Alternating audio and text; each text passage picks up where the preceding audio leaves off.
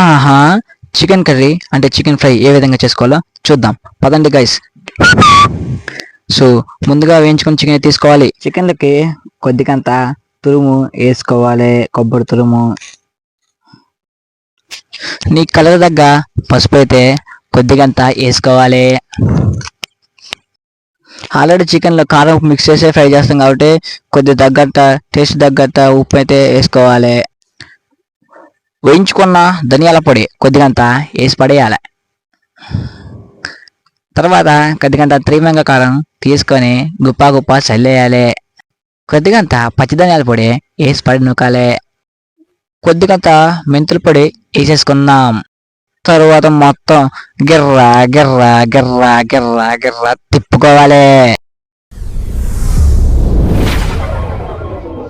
MTR chicken masala కొంచెం వేసి పడి నూకాలే. అది తింటేనే టేస్ట్ ఉండదు చికెన్ అని. తర్వాత మళ్ళీ తిప్పి తిప్పి తిప్పి తిప్పి తిప్పి చేయాలి. ముక్కలకి కారం మసాలా ఉప్పు మంచిగా పట్టిందో లేదో ఒక ముక్క తీసుకొని టేస్ట్ చేసి చూద్దాం. ఓ, ఇది పర్ఫెక్ట్గా సెట్ అయింది. Thank you. ముక్కలు కలిపిన మిశ్రమాన్ని మనం ఫస్టే చికెన్ వేయించుకున్న ఆయిల్ని తీసుకొని దాంట్లో అయితే అని పోసేసుకోవాలి.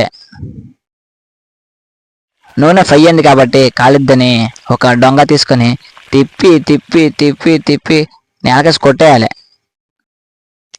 లాస్ట్కి వచ్చినాక కొద్దిగంత త్రిమంగ కారం, కొద్దిగంత కొబ్బరి పొడి, కొద్దిగంత చికెన్ మసాలా వేసేసుకొని మళ్ళీ తిప్పేసుకోవాలి.